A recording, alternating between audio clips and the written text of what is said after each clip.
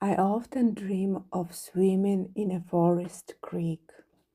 The water is clean, fast, and powerful.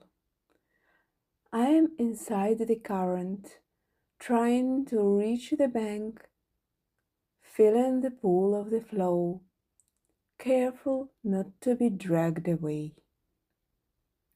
When I paint a mountain creek like this, I return to that dream, but in a safe way.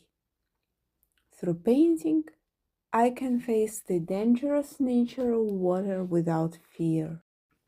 Watercolor becomes a mirror of water itself, transparent, unpredictable, alive.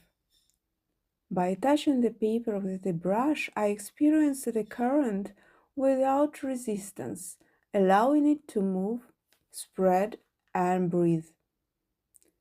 Each wash is a small negotiation with the flow, when to let it run, when to stop it, when to wait.